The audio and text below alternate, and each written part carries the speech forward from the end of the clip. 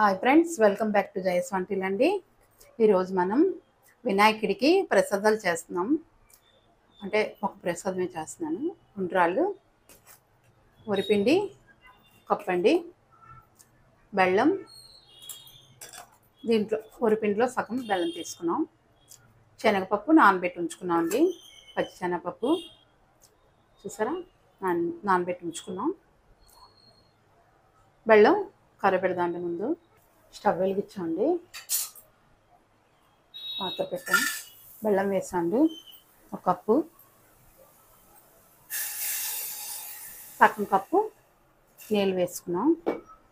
మనం పాకం అవ్వక్కర్లేదండి, జస్ట్ మరిగితే చాలు, మనకి కరిగిపోతే చాలు అనమాట. అప్పుడు మనం వడక పెట్టేసుకుందాం.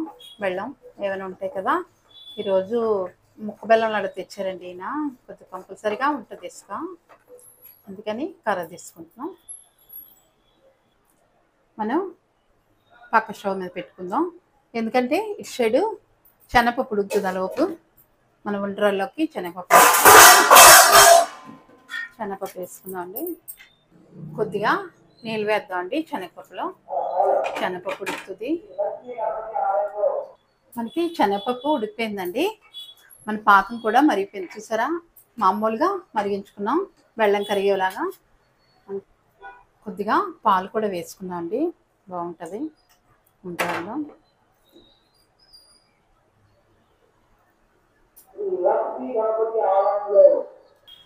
మనకి పాకం వడపెట్టించుకుందాం అండి.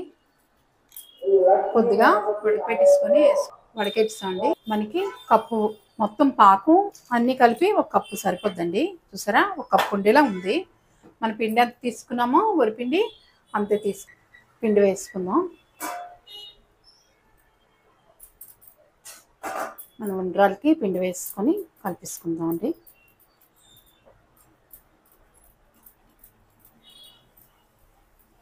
హై ఫ్లేమ్లోనే ఉంచుకున్నాం, దగ్గర పడే వరకు ఇలా కలిపేసుకుంటే సరిపోతుంది.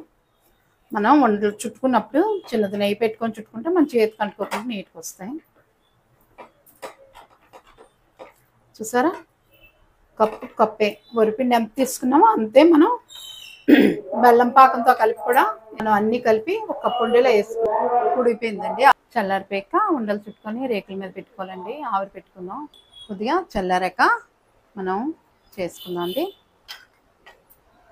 ఉండ్రాళ్ళు అన్నీ కూడా ఈ పిండితోనే అన్నీ చేసుకోవచ్చు మనం.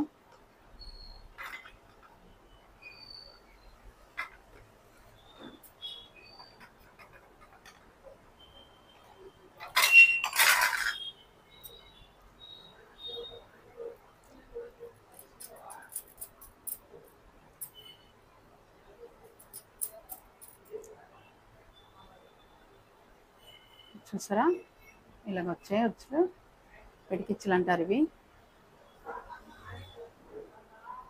అలా పెట్టేసుకుందాం అండి. అలాగే చేసుకోవాలని కొన్ని ప్లేసుల్లో కొన్ని వేరుగా పిలుస్తుంటారండి. ఇలాగా అన్నీ చేసుకొని పెట్టేసుకుందాం.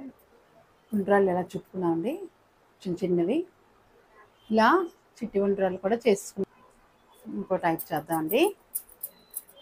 ఇలా మనం పిసకక్కర్లేదండి, మనం ఇప్పుడు ఎలాగ అంటాం కదా సరిపోద్ది అనమాట. ఇంకా అలాగా ముందు ఒకసారి చేయవసరం లేదు. పెద్ద ఉండ్రాలు చేసుకుంటున్నామండి. మనం ఉండ్రాలు చేస్తున్నాం అండి, పెద్దవి కూడా. ఇప్పుడు 2 మోదుకులు చేద్దాం. ఇలాగా చూసారా, ఇలా చేసుకుంటున్నాం. ఇప్పుడు మనం డిజైన్ కోసం ఇలా పెడదామండి.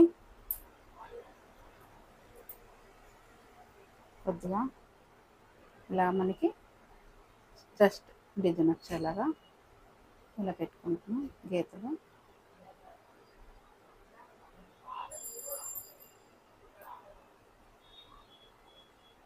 ఇందులో పెడదామండి, పైన ఉంటాయి కాబట్టి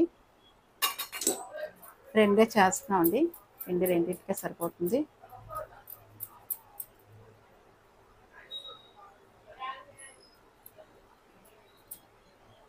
మనం ఇలాగా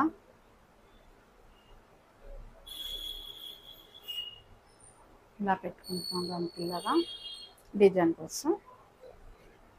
మౌళ్ళు ఉంటే మౌల్లో చేసుకోవచ్చండి.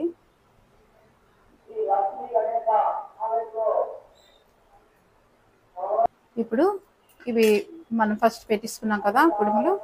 ఇప్పుడు ఇలాగా స్టెప్ బై స్టెప్ దీని పక్క నుంచి ఇలాగా హోల్స్ పక్కకు రావాలండి. ఇలాగా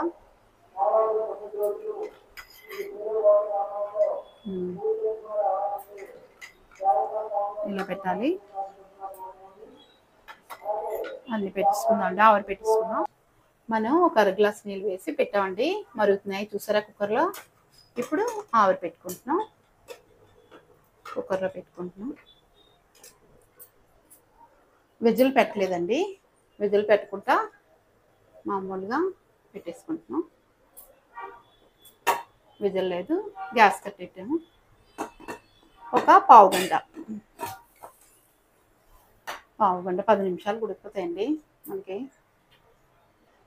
మనకి ఉడికిపోయండి. తెచ్చుకున్నాం 10 నిమిషాలు ఉడికిపోయండి.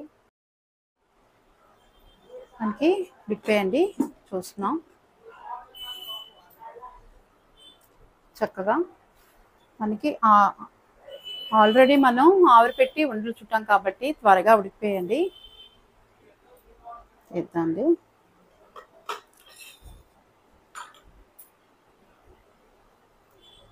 ఉండ్రాలు చూసారా, మోదకులున్న మనకి అయిపోయాయి.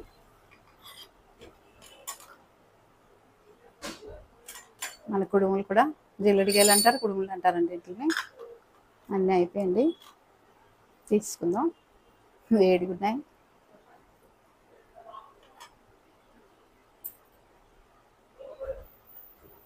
గట్టిగా అయిపోయింది.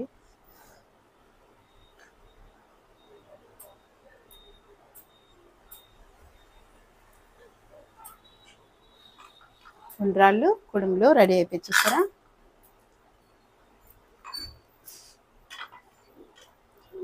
ఇవి కూడా వేసుకున్నామండి. మనకి చూసారా మోదకులు ఎలా వచ్చాయో చక్కగా. రెండు చేసుకున్నామండి.